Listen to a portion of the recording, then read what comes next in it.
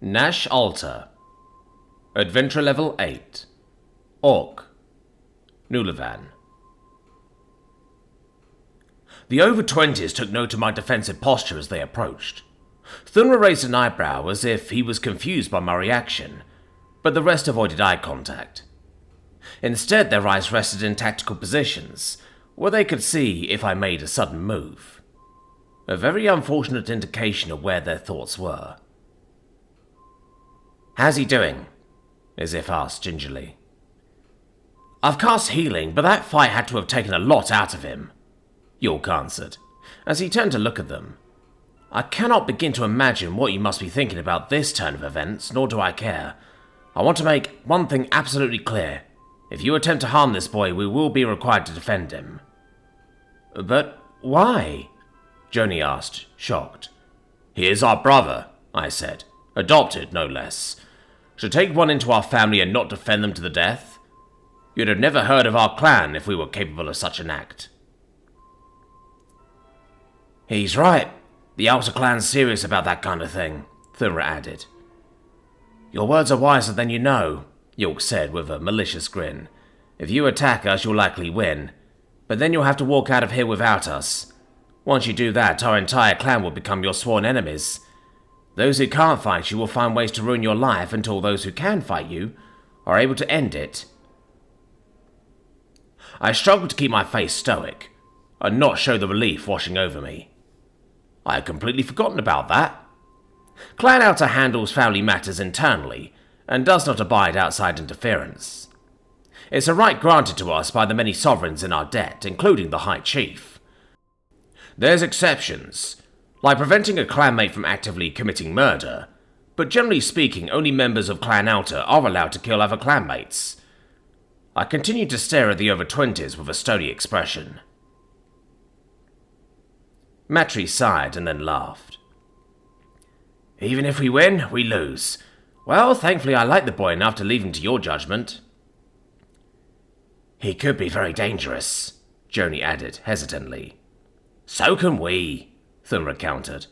"Plus, and I don't want to admit it, he probably saved our asses." "That was the machine in his head," Yusif said. "I fought alongside him for a bit there. His expression never changed, and he was fighting like a pro. Even the dumb moves were efficient. There's no way a level 5 could fight like that. Even if he were innately talented to that degree, he would have picked up enough skills by now to be at least level 10. "What does it matter?" I asked. "The facts are laid before you, plain as day. You are powerful adventurers capable of great good, but this decision is not yours to make. If the boy does become dangerous, our clan will handle it. But if you fight us here, you will die regardless of the outcome." "He's right, Yusif. You won't have my support in this," Matri said. "And I'll kick your ass if you try anything," Thunra joined in. "Might as well, since I'll die if I let you kill them." Yusif looked at her companions. Matri and Thunra stared into her, but Joni's eyes were glued firmly to the floor. She turned to me and met my gaze. "That's gotta be the most eloquent way that I've ever been told to know my place," she said sourly. "But fine. No harm would come to Nick by my hands." "Nor mine," Joni added, still staring at the ground. "Well, glad that's settled then," York said, as Nick began to stir. The boy opened his eyes and looked at us with confusion apparent on his face. He held his head with one hand, and used the other to try to stand up. Seeing he was a little shaky, York helped him stand. "What happened?" Nick asked. "Your mechanical what's-it won the day," Thunra answered with a grin. "We might have pulled through without you, but it would have been a damn close thing." I don't remember any of it. I remember a terrible scream and then waking up just now. I was fighting?" "Yes, you were," York answered.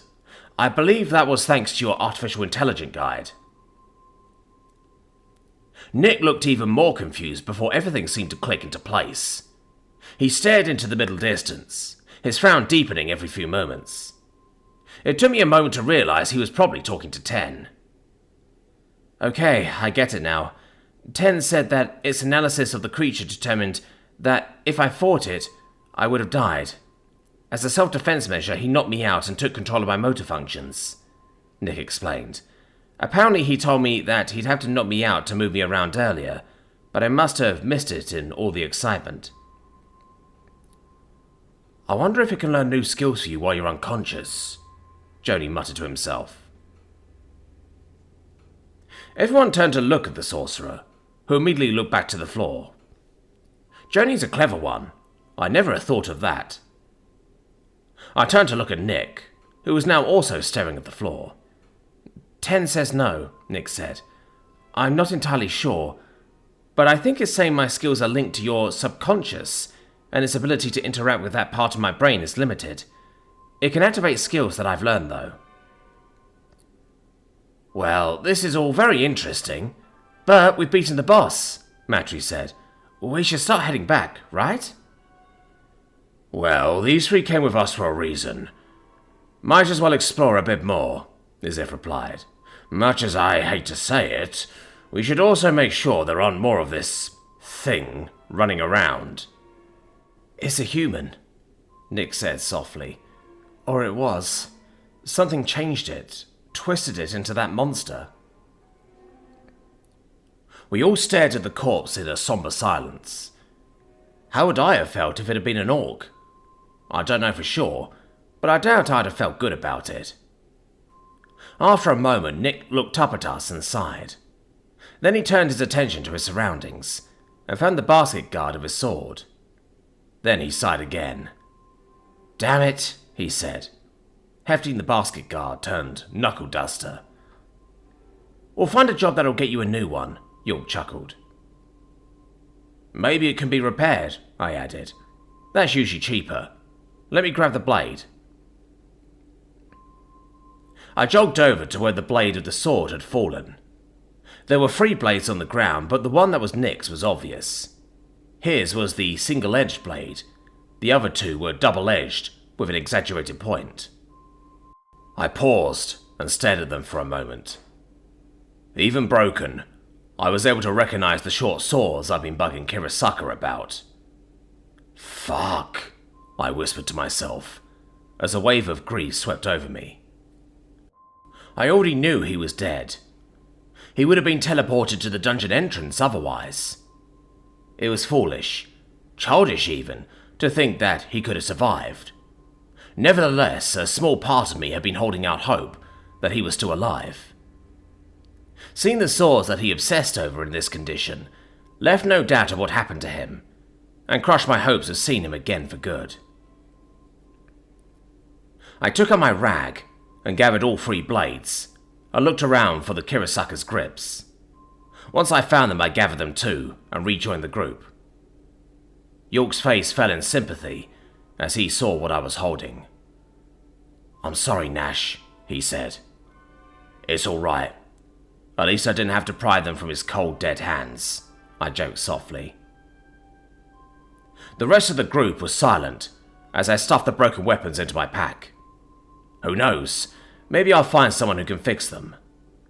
I'm not one to use the weapons of the dead, but I can mount them as a keepsake to remember Kirasaka by or something.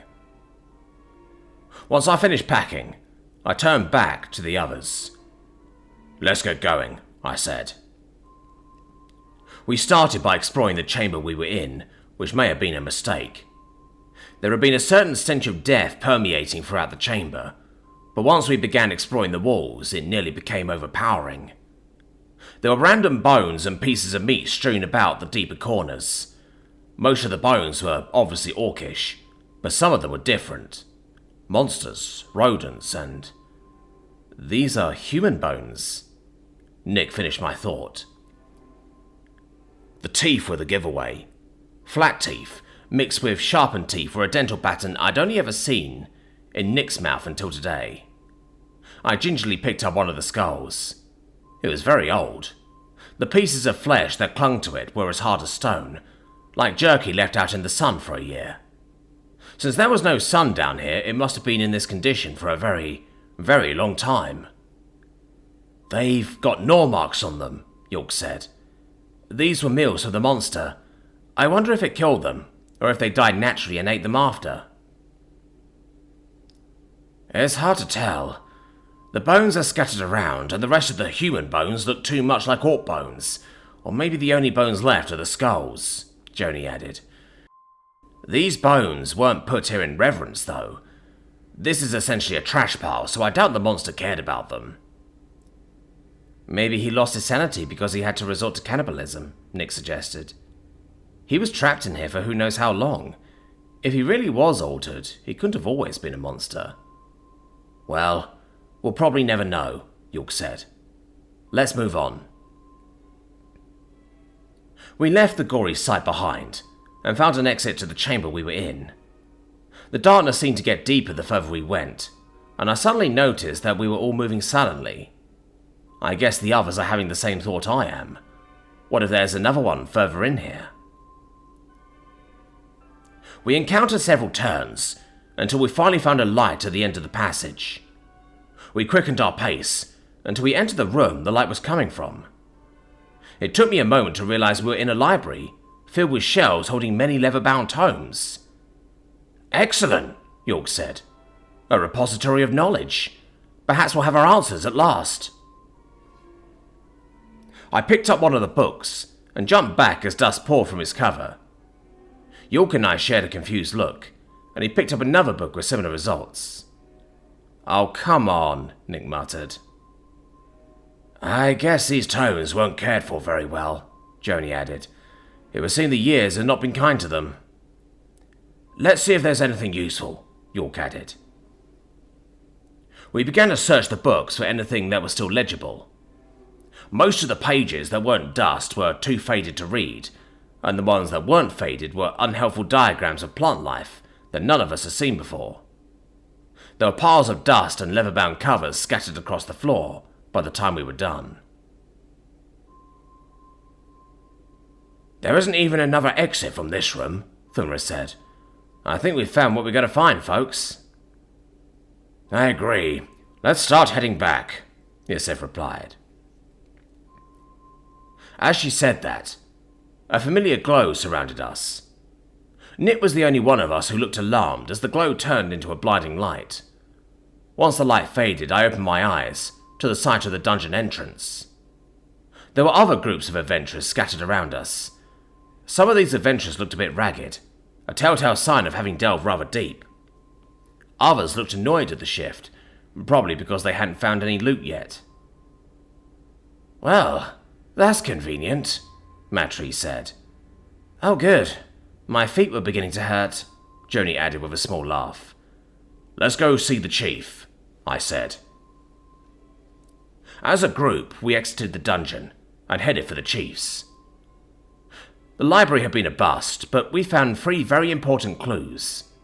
The writing on the altar things, 10 is the voice in Nick's head, and the monster had been a human at some point, but something had twisted it into a thing of madness. I suppose the other human remains could also be considered a clue. I rubbed my forehead as we walked to try to make sense of it all.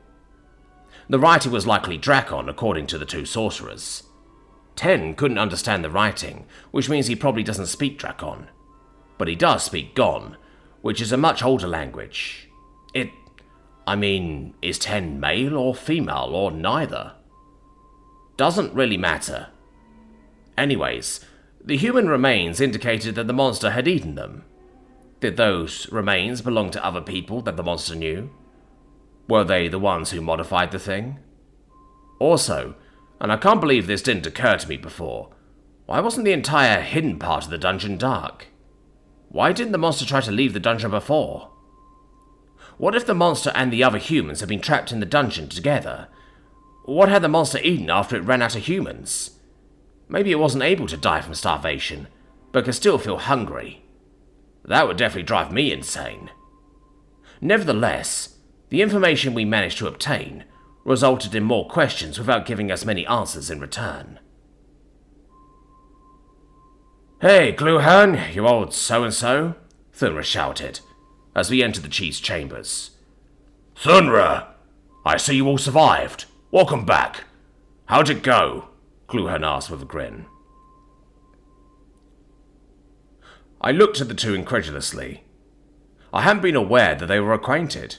I guess it kind of makes sense. They're both brawlers, and I think they're from roughly the same part of the chiefdom.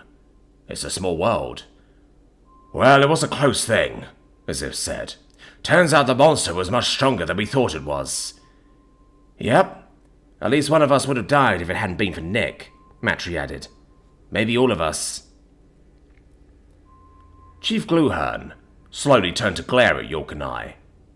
Correct me if I'm wrong, but didn't I say not to take part in the fight? He asked, with a dangerous tone. No, you said you prefer if Nick didn't, York started to say, before he had to dodge a goblet. That was rhetorical, sorcerer!